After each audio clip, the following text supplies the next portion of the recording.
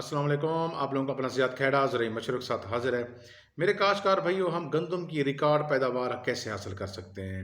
Record पैदावार से मुराद ये है कि 70 मनफी एकड़ के हिसाब से या इससे ऊपर हम कैसे पैदावार ले सकते हैं। मेरे काश्तकार भाइयों, अच्छी पैदावार हासिल करने के लिए या 70 मनफी एकड़ के हिसाब से पैदावार हासिल करने के लिए कौन कौन से असूल हैं, कौन कौन से लवाजमात हैं जिनको पूरा करना चाहिए, तब जाके ये पैदावार अच्छी आ सकती है। आज आप लोगों को मुकम्मल तफसीलात से आगाह करेंगे कि इसकी बिजाई कैसे करनी है, किस तरह के ज़मीनों में करनी है, कौन सी वैरायटियाँ काश्त करनी है, खादों की मिकदार कैसे देनी है, पहले पानी कब लगाना है, दूसरा पानी कब लगाना है, तीसरा पानी कब लगाना है। आज मेरे काश्तकार भाइयों, आप लोगों को बिजाई से लेकर हार्वेस्टिंग तक मुकम्मल तफसीलात आप लोगों को इस वीडियो में बताएंगे।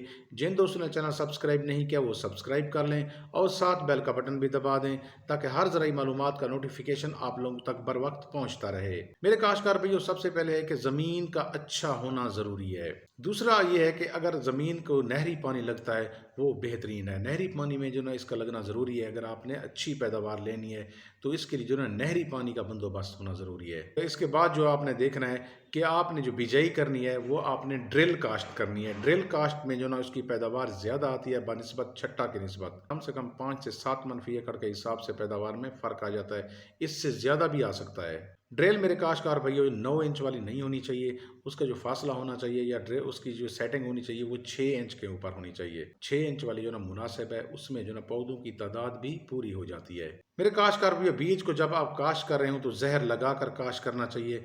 इसका बहुत ज़्यादा फ़ायदा है। इब्तदाई स्टेज के ऊपर तकरीबन 25-30 दिन या 40 दिन तक जो ना फसल बीमारियों से महफूज रहती है। आप लोगों को पता है इब्तदाई स्टेज पर अगर फसल महफूज बीमारियों से रह गई तो उसका मतलब ये है कि फिर पौधा सेहतमंद होगा और पैदावार भी अच्छी देगा। मेरे काश्तकार भाइयों, आपने जो काश्त करनी है उसके लिए जो ज़मीन होनी चाहिए वो तकरीबन भारी मेरा और मेरा ज़मीन होनी चाहिए। ये ज़मीन है जो ना गंदम की काश्त के लिए इंतहाई मौजू होती हैं और अच्छी पैदावार देने की सलाहियत रखती हैं। इस तरह के ज़मीनों में जो ऑर्गेनिक मैटर की मिकदार होती है वो तकरीबन 1% 1.25% मिकदार होती है। इसके साथ साथ जो ज़मीन का पीएच लेवल होना चाहिए वो तकरीबन 6.5 से 7.5 होना चाहिए। अगर ये पीएच होगा तो इस पीएच के ऊपर जो ना एक तो जर्मिनेशन अच्छी होगी, दूसरा ये कि जो आप फर्टिलाइज़र वगैरह जो खादें वगैरह आप फसल को देंगे वो फौरी अवेलेबल हो जाएंगी फसल के लिए। मेरे काश्तकार भाइयों, अगर ज़मीन की जो पीएच है वो 7.5 से ऊपर चली जाए या ऊपर हो तो उस तरह की ज़मीनों में जब आप बिजाई करेंगे वो ज़मीनें एक तो उगाव मुतासर होगा, ज़मीनें जो ना फिर बीज रखना शुरू कर देती हैं। इसके साथ साथ जब आप खाद देंगे वो खाद जो ना अवेलेबल नहीं होगी, ज़मीन के अंदर फिक्स होती जाएगी, जिसकी वजह से ना पैदावार में कमी आ जाती है। अब आते हैं मेरे काश्तकार भाइयों वैरायटियों की तरफ। वैरायटी हमें कौन सी काश्त करें जिससे जो ना हमारी पैदावार अच्छी है या जिस तरह हम कह रहे हैं कि 70 मन या इससे ऊपर पैदावार आए। अकबर वैरायटी और दिलकश वैरायटी को काश्त किया जाए। फ़ख्र बकर और बकर स्टार, निशान, चैम्पियन, ये वैरायटियाँ जो ना इन वैरायटियों को काश्त करना चाहिए। अरूज वैरायटी भी अच्छी वैरायटी है। आप इसको मगरबी पंजाब यानी डीजी खान वाले एरिया में आप इसको काश्त कर सकते हैं और आप इसको वस्ती पंजाब में भी काश्त कर सकते हैं। ये दोनों एरिया में फिट आ जाती है और अच्छी पैदावार देने की सलाहियत रखती है। मेरे काश्तकार भाइयों, ज़मीन का लेज़र लेवल होना भी ज़रूरी है। लेज़र लेवल होने का फ़ायदा ये है कि जब आप इसको पानी देंगे, जब आप इसको खाद वगैरह देंगे, वो बराबर बराबर सब पौधों को मिलेगी और पौधों का कद भी एक जैसा होगा। इसके साथ साथ पौधे का जो सिट्टा होगा और सिट्टों के अंदर जो दानों की तादाद होगी वो भी तकरीबन बराबर होगी।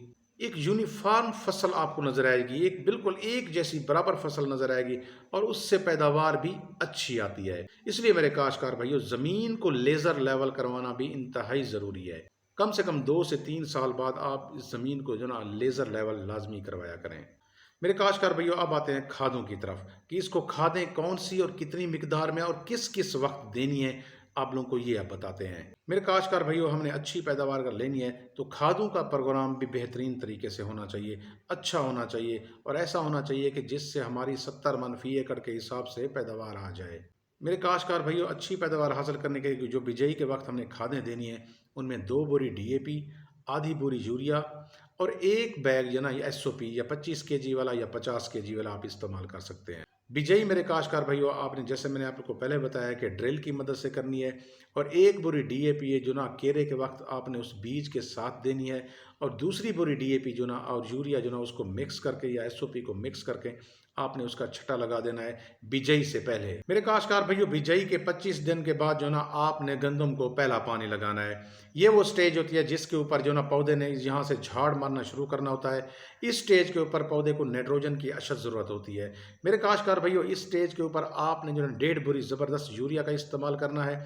ज़बरदस्त यूरिया में यह है कि 42% उसमें जो ना नाइट्रोजन होती है और 1% उसमें जिंक होती है। मेरे काश्तकार भाइयों, जिंक और यूरिया का जो कम्बिनेशन है वो बेस्ट कम्बिनेशन होता है। इस स्टेज के ऊपर जब आप यूरिया और जिंक का कम्बिनेशन वाली खाद देंगे तो ये भरपूर टिलरेंग होगी, भरपूर उसका झाड़ होगा। फिर 50 दिन के बाद आपने इसको दूसरा पानी लगाना है। दूसरे पानी के ऊपर आपने 2 बोरी केन गवारा इस्तेमाल करनी है। जब मेरे काश्तकार भैया फसल गोब के ऊपर पहुंच जाएगी तो उस स्टेज के ऊपर आपने 2 स्प्रे जो ना पोटाश के करने हैं और 1 स्प्रे जो ना बोरान का करना है। पोटाश का स्प्रे करने का फ़ायदा ये है कि एक तो उसका वज़न ज़्यादा होगा, सिट्टे की लेंथ ज़्यादा होगी, दाने का साइज़ ज़्यादा होगा।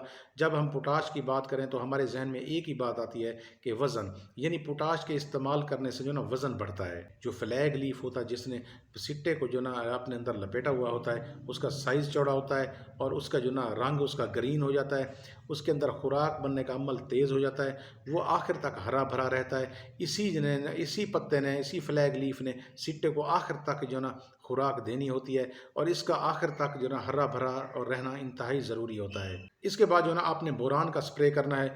बोरान का जो स्प्रे करना है वो पोटाश के साथ आपने मिक्स नहीं करना, अलग-अलग करना है। पोटाश का जो स्प्रे आपने करना है वो एक-एक हफ्ते के वक्फे से करना है, यानी 7-7 दिन के वक्फे से आपने 2 स्प्रे करने हैं। बोरान का स्प्रे का फ़ायदा ये है मेरे काश्तकार भाइयों, एक तो पोलिनेशन का अमल तेज़ हो जाता है और जल्दी होता है। दूसरा ये है कि सिट्टे की भराई जल्दी होती है और बेहतरीन तरीके से होती है और दानों की तादाद में इजाफा होता है बोरान के स्प्रे करने से। मेरे काश्तकार भाइयों, आपने इस फसल के ऊपर जो फंगस की बीमारियां लगती हैं उसके बारे में जो ना आपने 2 काम लाजमी करने हैं। एक ये है कि आपने 2 किलोग्राम सल्फ़र आपने पहले पानी के ऊपर, जब आप 25 दिन बाद जो ना बिजाई के पानी लगा रहे हों तो उस वक्त आपने फ्लड करना है। दूसरा यानी कि गोब की हालत के ऊपर आपने फंजीसाइड का स्प्रे लाजमी करना है ताकि वो सिट्टा साफ़ सुथरा निकले, उसके ऊपर फंगस के स्पोर वगैरह ना हों, बिल्कुल उसके बीमारियों से महफूज रहे। मेरे काश्तकार भाइयों, आपने जो फसल को पानी लगाने हैं वो 3 पानी लगाना है।